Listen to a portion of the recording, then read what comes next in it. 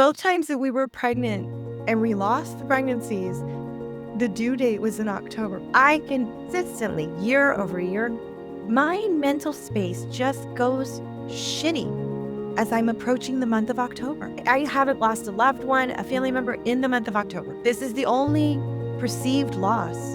And the loss didn't even happen in October. The birth didn't happen. It's grief. The first time that I thought I wanted to be a mom definitely was early childhood. It came with, I want to be a babysitter because someday I want to be a mom. I would treat my strawberry shortcake dolls like I was. It wasn't like I flipped a switch one day and went, "Oh, I want to be a mom." It was just part of my DNA. I'm clearly destined to be a mom. That's what I'm going to be. Once you became an adult, what did that look like for you? What was your dream or what were you envisioning? I think it changed over time, but I would say my earliest thought process about it was I would go to college. I would probably find somebody that I was going to marry in college or around that time. Within a few years of being out of college, I would probably get married and I might consider having children in my late 20s. Okay. That's where my mindset was. And then college happened, and then I had this great opportunity to live in Jackson Hole, Wyoming, and that pushed out the timeline. And then I decided to go to graduate school, and that pushed out the timeline. And then all of a sudden I was in my late 20s, and then it became like, oh, shoot, I don't have any prospects because that's not something I've been real focused on. I've been focused on myself, my academics, my career, moving to California. By the time it became, I should get the ball rolling on this thing, I was in my late 20s, and then I thought pretty different. At that point, it was like, I should hurry up because I could turn 35 real soon. My husband and I had been married for 2 years. I was in my early 30s when we were married. Right, the first 2 years, I don't want to think about that because I want to build this relationship with my husband. I didn't want it to potentially be interfered with by nature of bringing another human into the household. I figured if I'm crunching numbers in my head, I'm like, if I get this ball rolling around 32, 33, we'll have enough time. We could probably pump out 3 kids. Around 32-ish is when the playful activity of, oh, let's just get pregnant. How fun. We're not going to use birth control anymore. We're just going to have free for all. And we should just, like all my other friends, like you get off birth control and boom, so boom, I'm pregnant. You then aren't really expecting it, but you're expecting it. And so I just went along like, I'd say for the first 6 or 7 months of not getting pregnant, I was very much and then all of a sudden, a little more than 2/3 of the way into the year, I started going, huh, this actually doesn't seem quite right. My mom didn't have a hard time getting pregnant. My friends aren't having a hard time getting pregnant. I knew a few people who maybe were on Clomid or had thought about it, but I didn't really interact with anybody at that time who was knowingly failing at pregnancy. Did you think you were failing or did you just think this is taking longer? I thought we were failing. It wasn't what we were physically doing. I thought my first thought was something is wrong. And the reason I thought that something was wrong was because of a sign that I received in college. And it was a sign that never, ever left my mind. I had this weird experience in college where one time in the middle of my cycle, I had these crazy abdominal pains and I couldn't figure it out. So this gynecologist meets me at the ER and he takes one look at me and he goes, I'm going to do a pelvic exam, but I think I know what's going on. And it's nothing I can do anything about. And I'm like, okay. At this point, I just want an answer. Please make the pain stop. And he said, at the time, my hair was very naturally red as I aged. It's not so red anymore. It lightened on its own. Yes. Less red. He took one look at me and he was like, I can tell by your figure that you're an athletic build and you have red hair. And everyone in my practice who has had endometriosis has those two qualities about them. Interesting. His prediction was, you have endometriosis. And I was like, and what does that mean? And he said, it's meaningless until you want to have children. And I was like, okay. And when that time comes, you'll have it taken care of and everything will be fine. Mm. Why do you suppose they didn't do anything about it then? No. And interestingly enough, I found out fast forward that even if I had done something, it returns. Endometriosis is never actually eradicated. The only way to eradicate it is to remove the organ that it's on or in.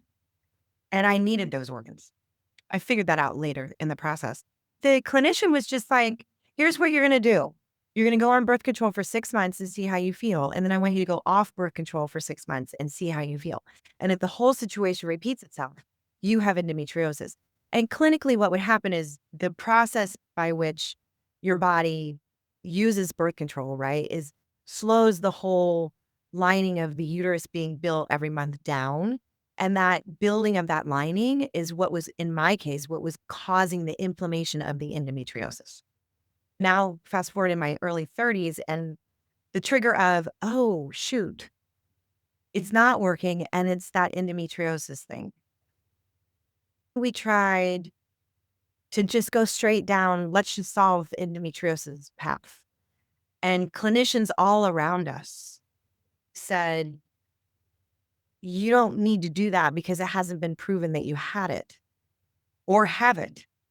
Their coaching was at a certain period of time, you should think about seeking fertility treatment. I didn't know what all that meant.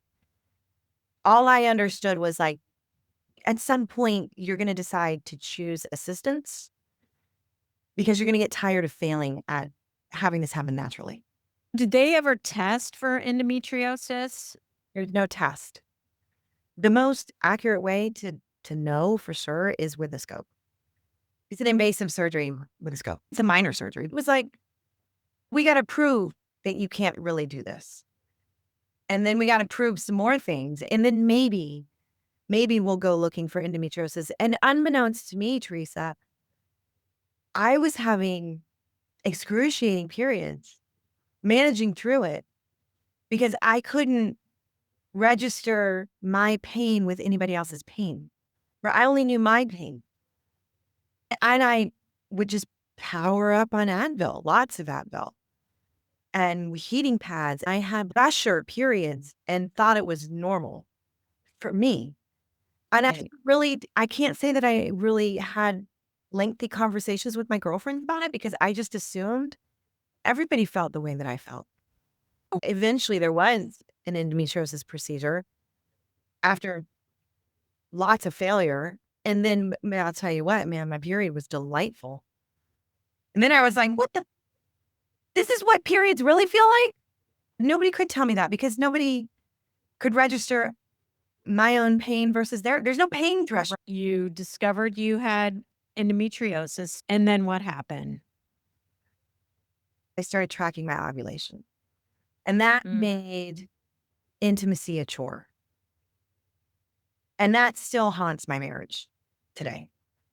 So then that didn't work. And then it was finally like, okay, let's explore this fertility treatment thing. And then the fertility treatment thing became a very not pleasant financial conversation because it wasn't covered by insurance. And we're going to spend what doing what to not potentially have an outcome, but this is in fact what we want to do before we seek adoption. Because when you get into the fertility process, it starts really minor. At every minor fail, you get to a bigger chapter that's more emotional and more expensive, but you're bought in on that next chapter because you got the hope from the early chapter. So it's like a mind fuck. You go in and they, of course, want the best outcome for you. I know that. None of this is a scam. Absolutely, in my heart, these clinicians want the very best outcome. Of course they do because they get more customers if they have the best outcome. So we started with IUI. They take the turkey baster and they flash the sperm into your uterus via your cervix. It's like a teeny little catheter. So They put you on Clomid, so you overproduce eggs. So there's more things running through the system that can have fun with the sperm. And you track your ovulation, and then there's a trigger when the ovulation is about to occur, and your spouse needs to present a specimen to the clinician, which they go to a room and do what they need to do to make the specimen happen. And then they take that specimen and they put it in a catheter, and then they run that into you. And then they are like, okay, you kids, go home and have, and you go home and hopefully have fun, or you do something incredibly mechanical, depending on how you're feeling that day. So we did that 3 times with no results. And again, I'm still thinking, I have endometriosis, guys. I came in saying that. I have endometriosis. If you do, we'd have to scope to figure that out. Just do these 3 IUI procedures, because the insurance isn't going to cover us going scoping and looking to see if you have endometriosis. And you're like, oh, okay. Had they shared any stories of patients who've had endometriosis and they've done this and been successful? Yeah, it is absolutely true that you can have endometriosis to a degree and still be Mhm. pregnant. But what happens, and theoretically, we believe this is what happened partially to us. The endometriosis treats foreign things like it's an enemy. So it's presumed that any sperm or fertilized embryo would be treated as an enemy. And it was just presumed. That's why I wasn't getting pregnant. After 3 IUIs, we did the scoping for endometriosis. And of course, I come to, and my fertility doctor is like, Dr. G, I'll never forget him. Dr. G was like, turns out you were right. Hey, yay. So we're good to go. Now I'm cleaned out. My pipes are clean. The nest should be good. Are you saying they found the endometriosis and they surgically did a cleanse? They scrape it out of you. It's a web of scar tissue, is what it is. At this point, we're probably 3 years into the process of starting to try, then agreeing to do the IUI. You hold on pause. We got to get this procedure done. Then after that procedure, you're on pause to let things heal and keep putting money in the piggy bank for fertility.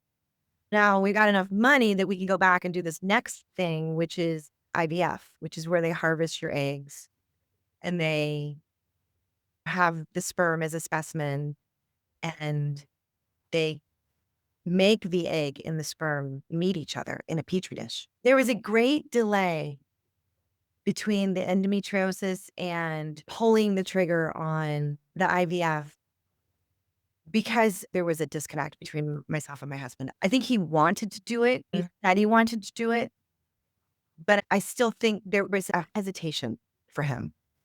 So there was a lot of galvanizing and influencing on my part to, can we please just do this, babe? Can we? My clock is ticking. Your clock is not. And then it became, it's not a good month. There's too much work going on. I have too many conferences. And I was like, no, this is our priority. Just like when we have children, they will be our priority. You need to agree that all things get dropped for this process and procedure. That made our intimate relationship become incredibly clinical. Why do you think he was on a different path at that time? I think it was fear of failure. I don't want to know that we're going to fail. To not do it would mean I don't know whether or not I was going to fail. And all this time, you're like, you used to really love people who were having babies. And now, me in particular, it doesn't happen for me and my partner, my spouse. He was not as angry as I was. It makes sense because I'm the female. Like, I'm biologically designed to manufacture a human. I'm having a really hard time being around people who have children. Yeah. And I'm such a positive person. It was hard for me to say that. I'm going to show up to baby showers until a certain point. There became a point where I was like, I'm showing up to a constant failure. It's just in my face all the time. My sister-in-law, my brother-in-law are getting pregnant. Everybody around me is getting pregnant. And not only I'm not getting pregnant, it's stressful. It's turned into work for you. It's not fun. Nothing about it is fun. For me, had I had success in that nature, I could look back on it and say it was fun. But it was college tuition left at a fertility clinic.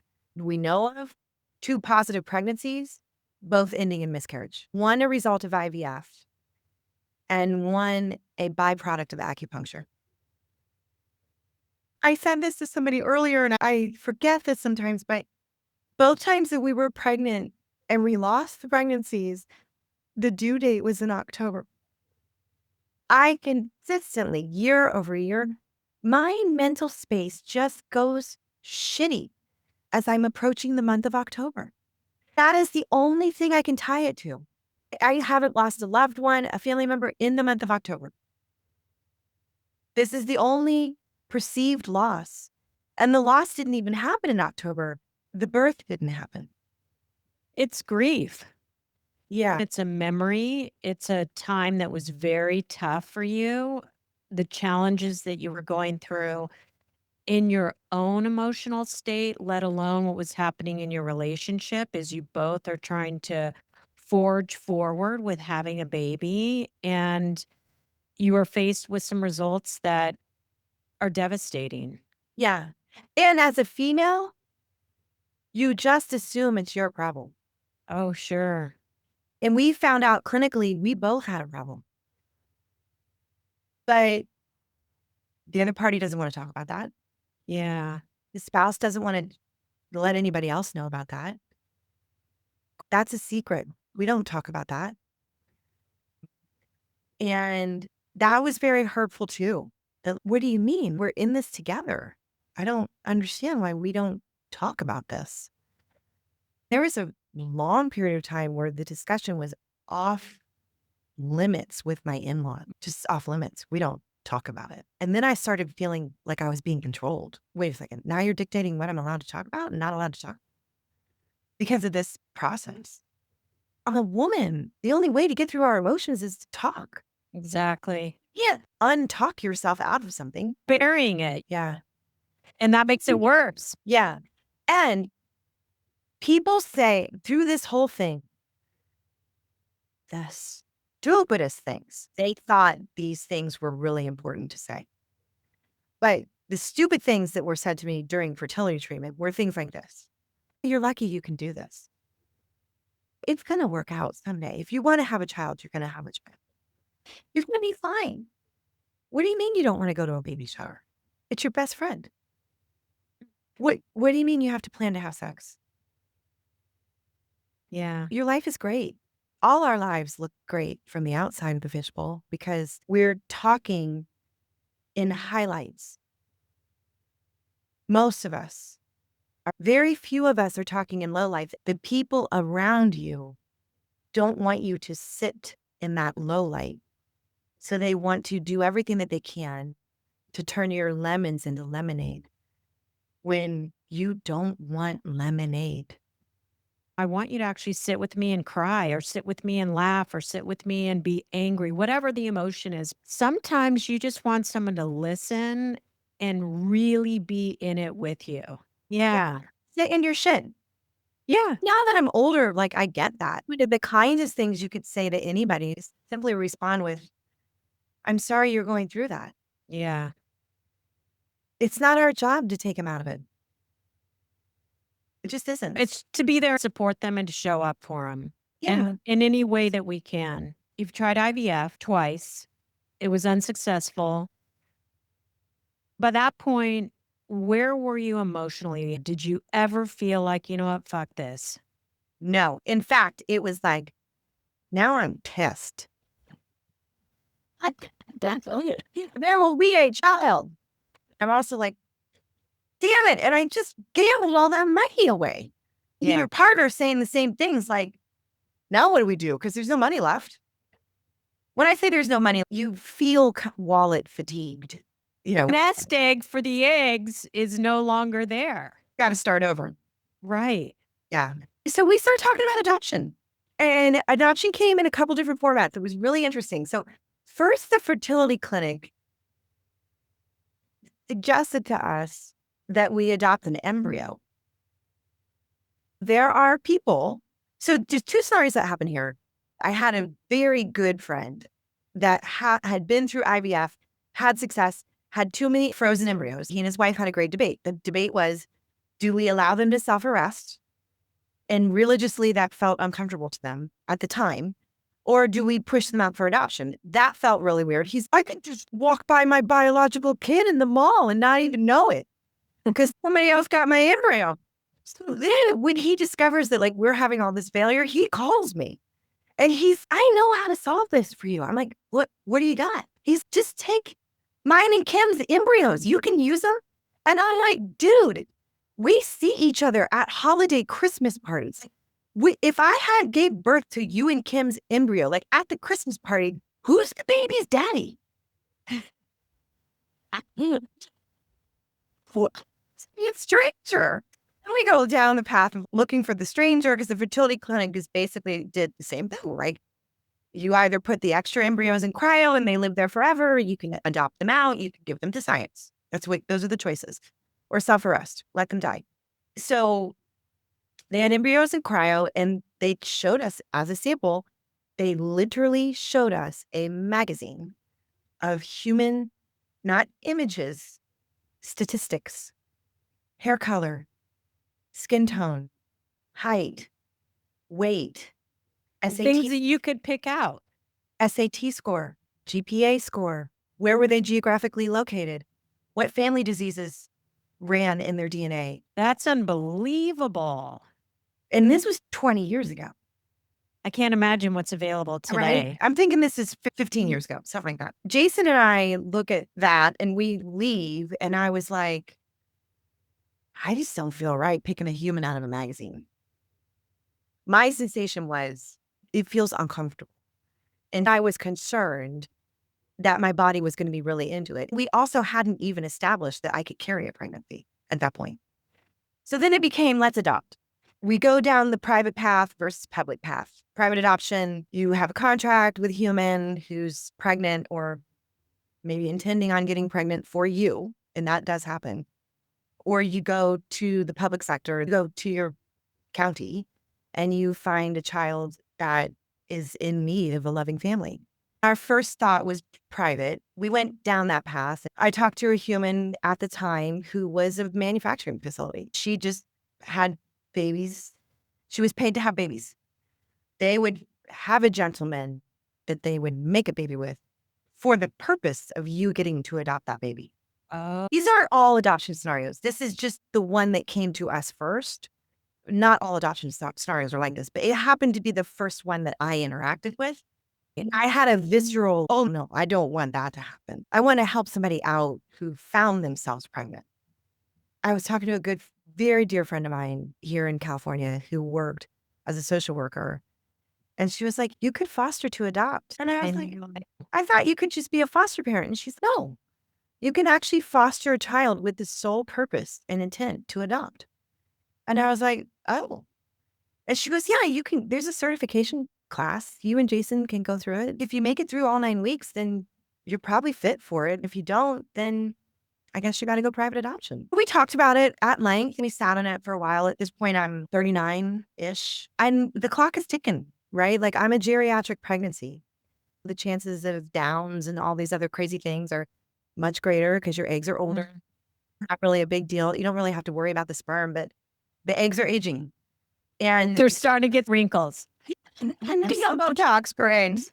Yeah. So this good friend says, she just go do the certification. It doesn't mean you have to do it. And we go through this certification and Jason and I went in agreeing if we both leave a class feeling like this is crazy and uncomfortable the same night, then we're tapping out and we don't know what we're going to do next. But if one of us or both of us leaves any class thinking we can still do this, then we both agree we'll stay in.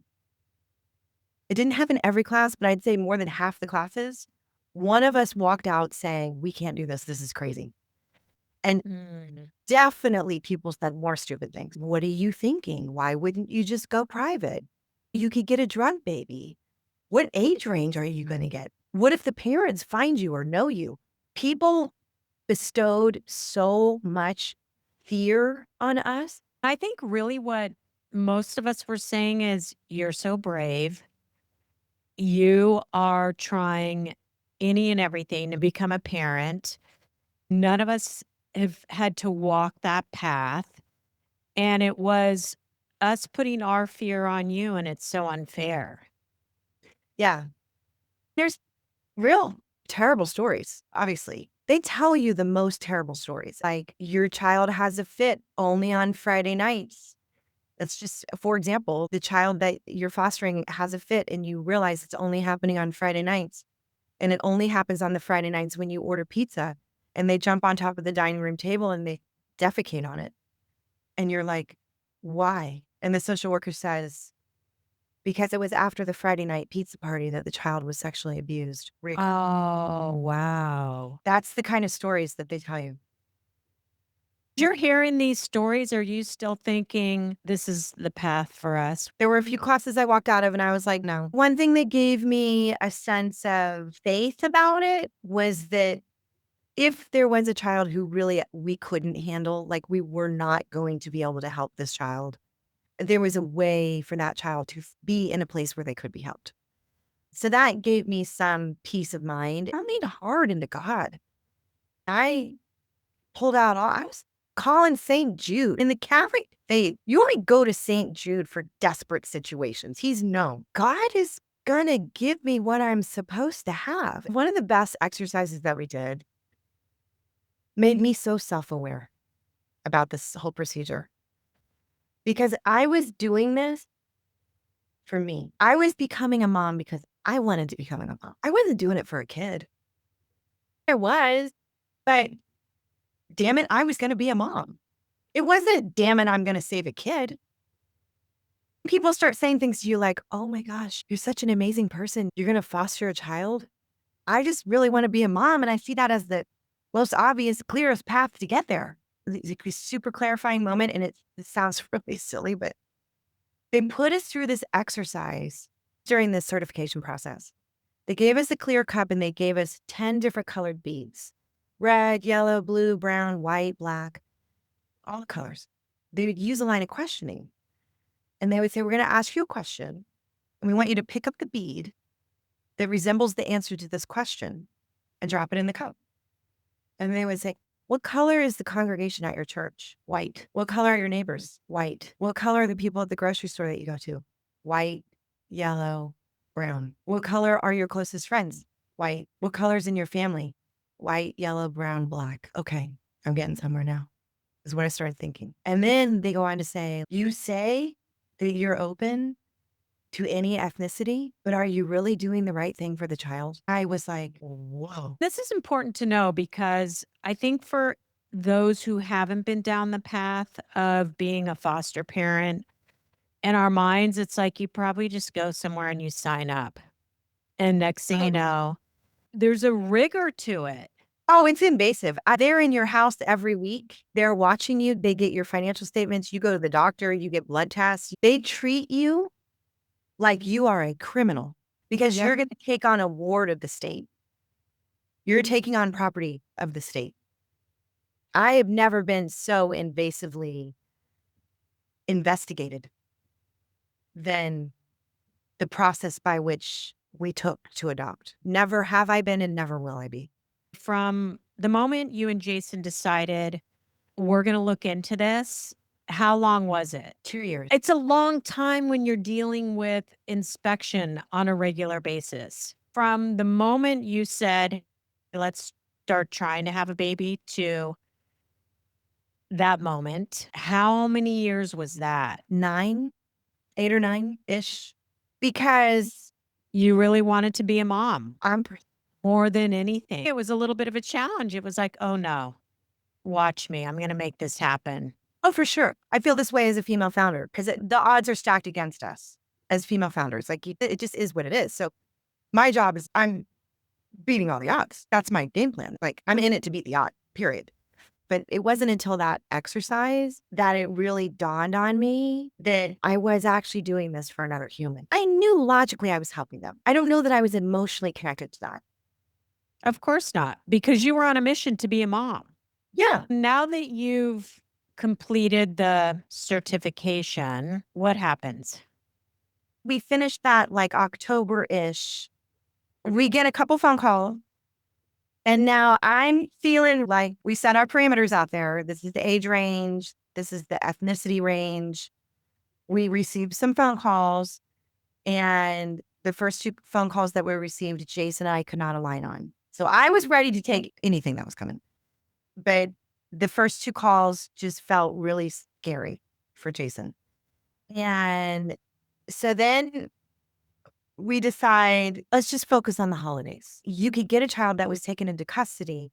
If they're taken into custody, they need to go into emergency care within 8 hours.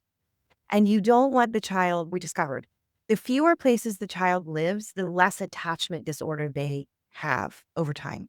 So we wanted to be physically fully available for a phone call to be able to react to it immediately. We had a phone tree. You knew this. We had a phone tree. We have all kinds of women lined up. If it was a newborn, this phone tree was going to go off. All these people were going to step in. I made one call to one person in this phone tree concept. And no matter what child showed up at my house, I was going to have everything needed delivered because everybody had a job. Our good friends had a job about related to this phone tree. We just needed to know the age of the child. January 8th, 2014, we get a phone call. And we realized it's the family. This is our girl. Oh, It was so clear and obvious. It made so much sense that nothing else had worked. None of it had made sense until that moment. That nothing else was supposed to work because she's so amazing. And nobody can tell you that. You don't want to hear that when you're going through it. You want to hear what sound. Buddy, that you're going to call an asshole later and just tell you everything's going to be great when you get the kid. You just want to be like, would you shut the fuck up, please? Tell us about that phone call. I'm busy on a conference call. My husband isn't working, legitimately working in Vegas, pulling together 3 floors of a huge hotel for a 10,000 person conference. He's rebranding these 3 floors.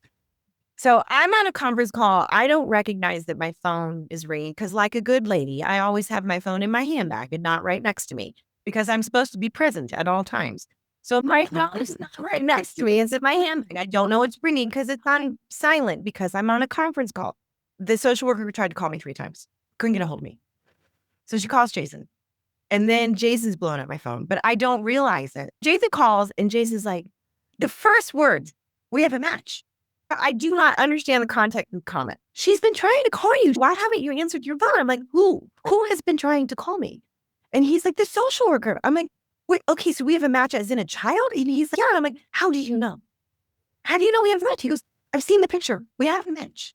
I'm like, you mean what you're telling me is you in your heart believe this is a match. And he goes, I think you should see her picture. She's really cute. She looks like us. I don't know if Jason had the picture at this time. The social worker described to Jason what she looked like, how old she was. And Jason took it to mean she appears to be like us. And that's an interesting signal to both of us. So then I end up seeing the picture. That's how it happened. In that moment, I was like, this project is game on. St. Jude answered your prayer. I was a University of Florida Gator running out on the field for the Bowl game. We were going to take the SEC win. Like I was going for it. So I make my first call to the phone tree. It's a girl. She's 3.5. She's coming from Placerville. I have to get her by 4:00 tonight. This is what I have. This is what I don't have. Within an hour, I had a car seat in my breezeway. Jason was falling over signage to get to the airport, to get home. And he's with colleagues who are just like beside themselves that this is happening. And this is one really amazing colleague.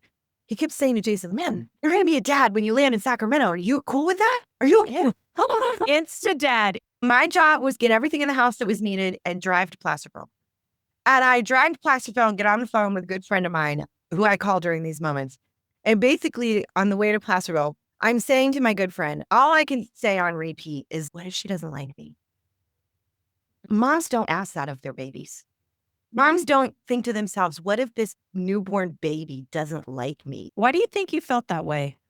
I knew this was a human who had will. I knew she could talk. I knew she had thoughts.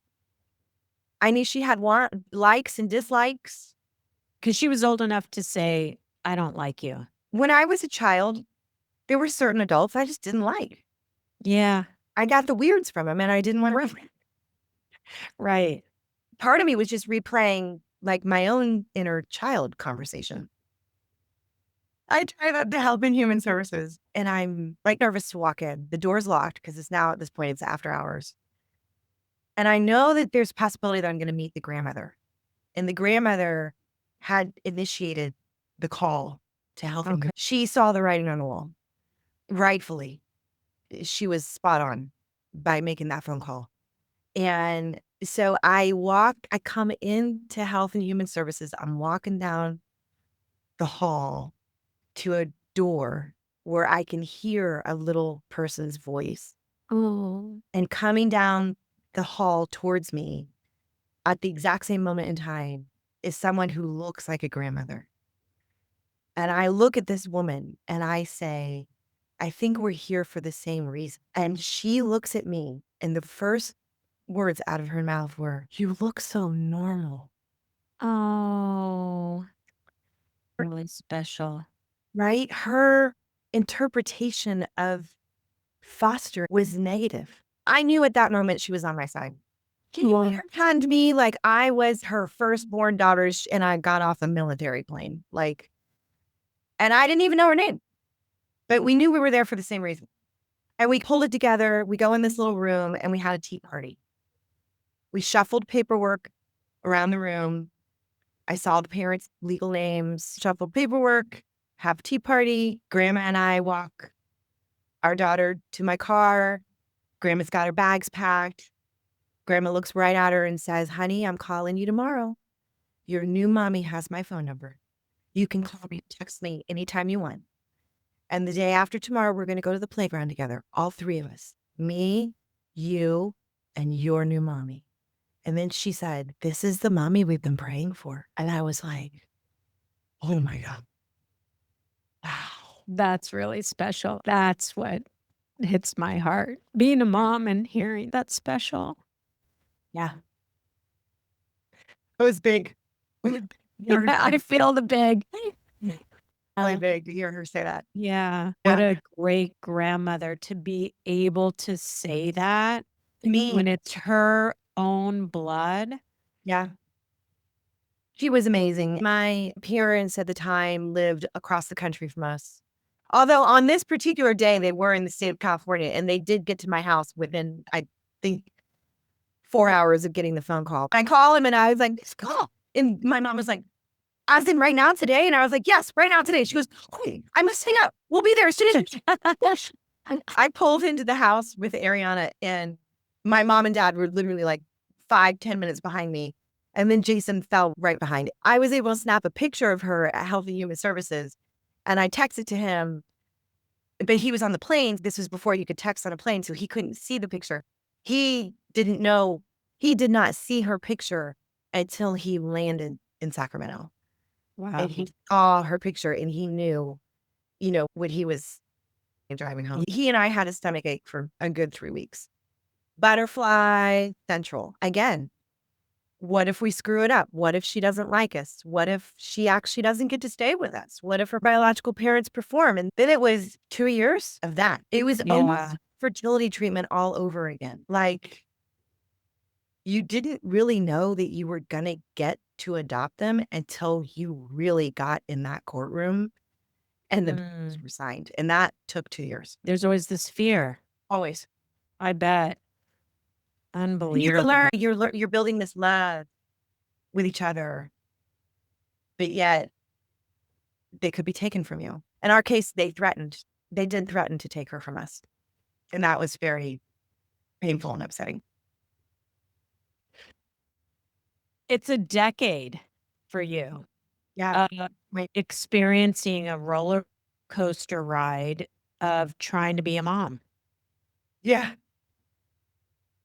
Yeah, I think I still endure it. In fact, I'm pretty certain right now, it's manifesting as a very difficult chapter in my marriage. I really think it's all very connected. Tell us what occurred after you got her. More stupid, the worst comments were the people who said, someday she's going to forget all about this. About And what? being abandoned by her family. And imagine if you, as an adult, imagine if someone looked at you a month or so after your mom passed and said to you, you know what, Teresa, in about 5 or 6 years, you're going to forget all about this. It's going to be fine. That would be a gut punch. Yeah.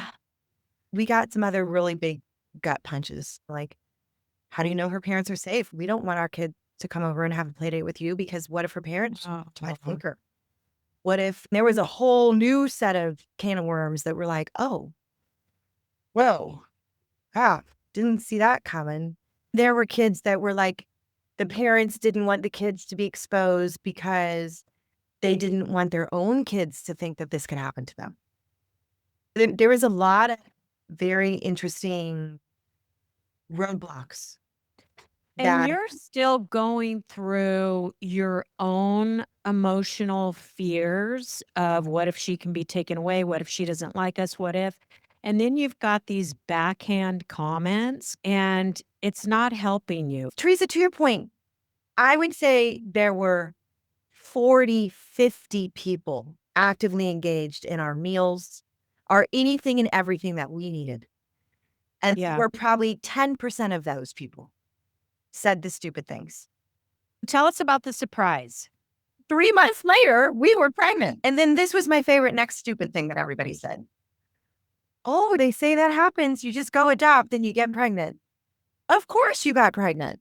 Oh, okay. So I think what you're trying to tell me is that 10 years ago, I shouldn't have gone the IVF route. If I was smart and really wanted to get pregnant, I would just go adopt because statistics say that's what's going to happen.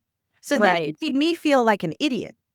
Oh, God, yeah, I guess I'm such a big idiot for not just going for adoption first. Yeah, I'm wasting all that money. I'm just a big idiot. Thanks for that. We are spontaneously pregnant. We go to the first ultrasound. There's no heartbeat. And I look at Jason and I say, it's okay. We got our girl. It's all right. We've done this before. And I looked at the doctor and I said, can we just go ahead and schedule the DNC?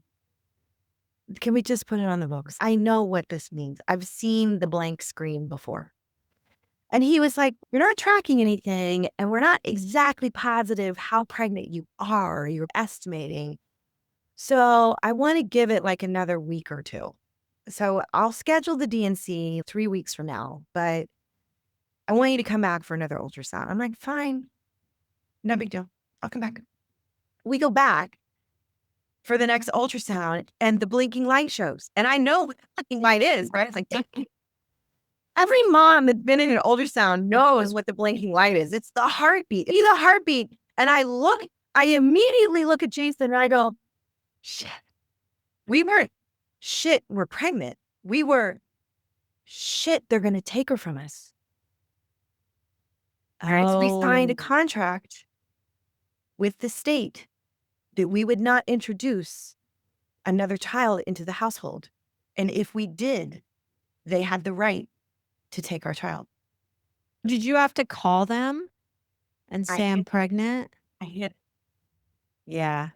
I hid it until August because we were working with an attachment therapist. I called the attachment therapist right away and I was like, I don't know what to do. And she goes, I can tell you clinically, you have achieved attachment with Ariana. I know that. And I said, are you willing to write that into a court document? She said, absolutely. And she goes, if you can give me like a few more months of observing you, I can write an even better court document. Yeah. No problem.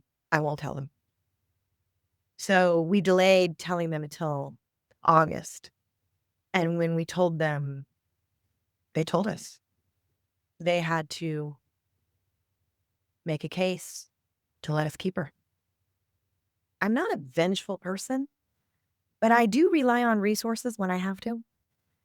And at the time, I had a good relationship with the two of the local news stations, like a really could text them relationship. And so I told the facilitator that. I basically leaned in very confidently via email and verbally and said, I trust that this agency will make the appropriate decision. And this child has demonstrated attachment with us. And if this conversation needs to go further, I will be very happy to have this conversation on camera. Done. Done. Yeah.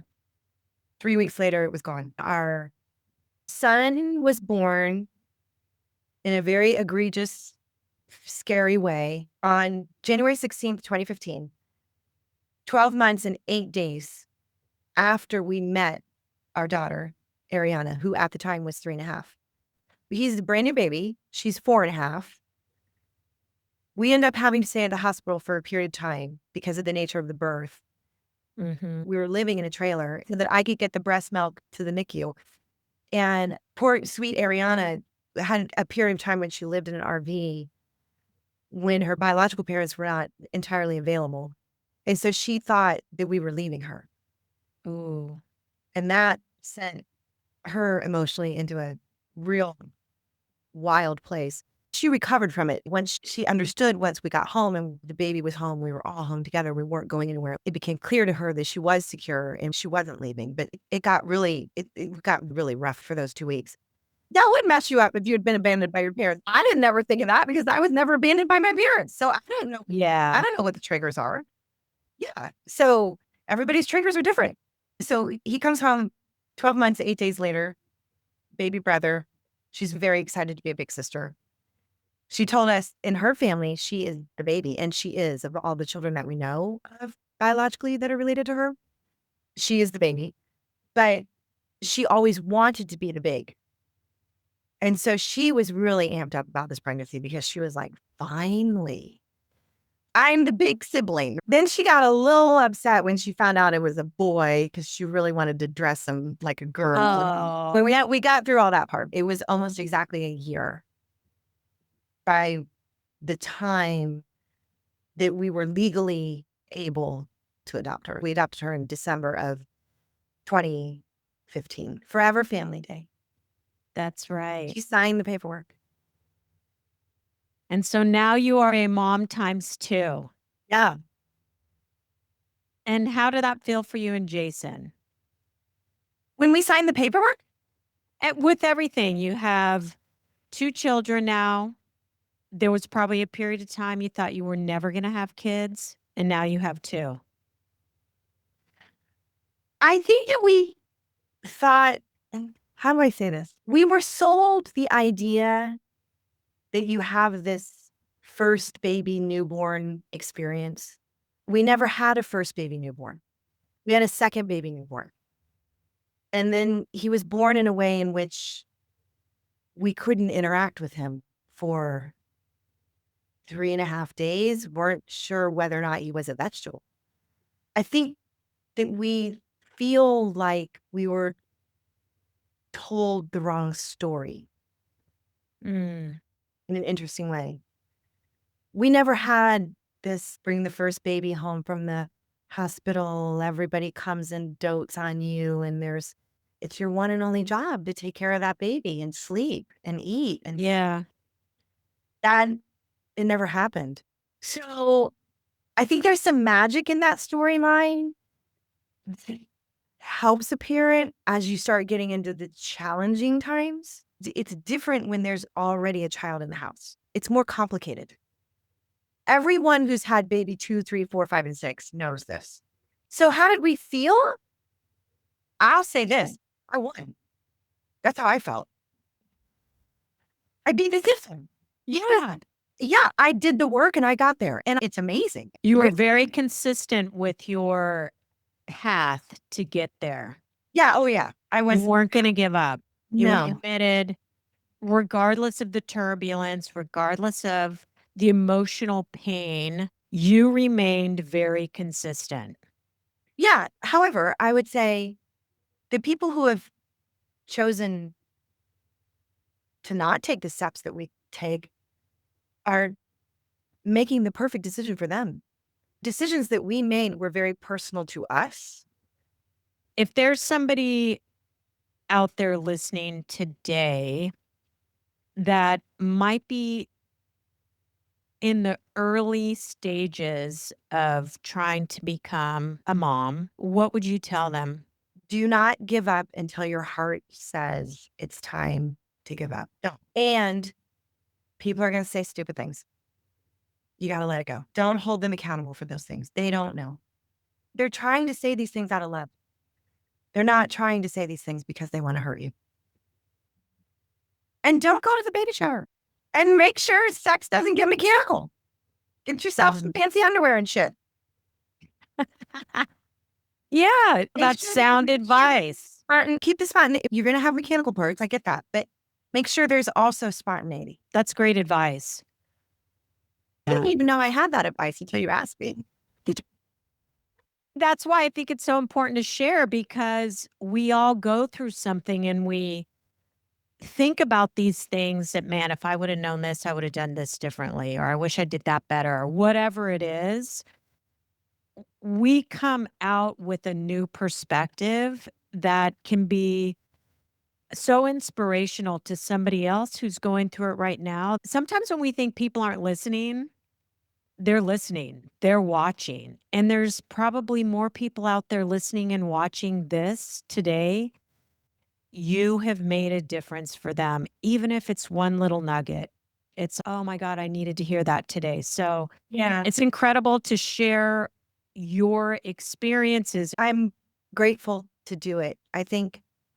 I wish in hindsight there would have been more podcasts that were emotionally driven when I was going through this. Wasn't. When I was going through this, podcasts were barely happening and it was very business oriented or the news. I also wish in hindsight, I wish I would have leaned into groups were in the same lonely place that I was in. Because amongst my peers, I felt very alone. My peers and my family, I felt alone. So when you say groups, you're talking about find support groups for this. Or at least another human who's going through it, and talk to them. This idea of I'm not talking about it, you should talk about disease. Yeah. That's going to show up in a real ugly way. Yeah. Yeah.